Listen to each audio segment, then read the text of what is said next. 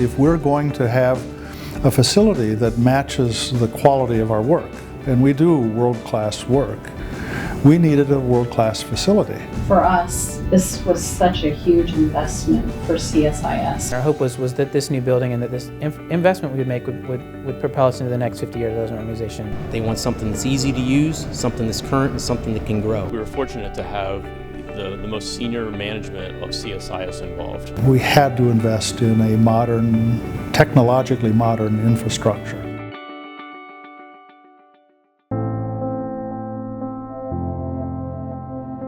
CSIS we're now 52 years old. We were created at the height of the Cold War to be a defense think tank, but we're entirely an international think tank. And our role is to try to improve the quality of American government policies. Host a Secretary of Defense, host a Secretary of Treasury. 10 people sitting around a table here and 5 people calling in from Eastern Europe and 3 people calling in from an embassy somewhere else, and have hundreds of people come in here about a thoughtful, smart way to make policy decisions. We brought in the president of Taiwan through a video conference. We do this increasingly. You can get a world leader on video conference a lot easier than you can get them to come to Washington and carve out time. But then you need to have the technical capacity to be able to bring them in an uninterruptible way, and where it's the fidelity that you expect in a modern facility. We couldn't do that in our old facility. Low ceiling, you felt you were meeting in a basement. We were meeting in a basement. So when we set out to build our new facility, we had a goal of creating a world-class facility, not only in terms of its appearance, but its technical abilities.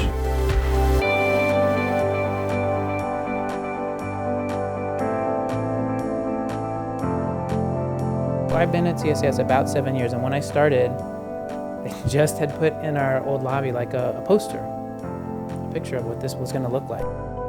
We plan to live here, for the next 50 years. This is our legacy.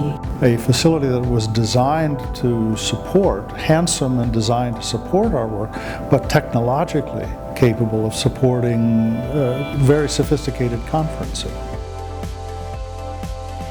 We sort of led with the fact we wanted what was going to work with the different meetings that we host here on site. They want something that's easy to use, something that's current, and something that can grow. The early discussions were very preliminary, just talking about how their business works and how their needs of technology were migrating from their old building to the new one. We wanted to make things fast and easy and replicable. We host hundreds of events here each year, and we have one AV person, one full-time AV person. So they needed something that, the Secretary of the Treasury or some head of state could come in and be able to give a presentation and give a speech without having to struggle with the technologies. Our expertise is in public policy and foreign policy, so we're much more likely to have a person with a doctorate degree in public policy than a person with a degree in engineering. So they're very different groups coming to the table, rolling up their sleeves and tackling an issue, a project, and that's what we did here as well.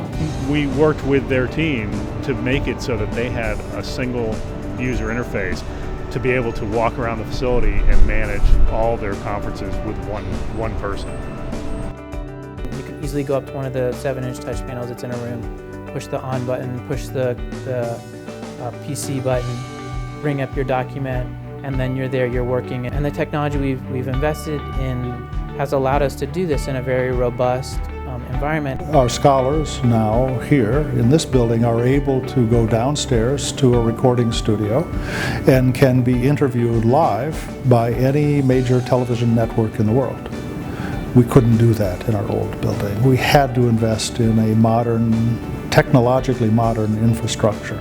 We definitely have a space that allows us to work across our programs and really highlights and showcases who we are.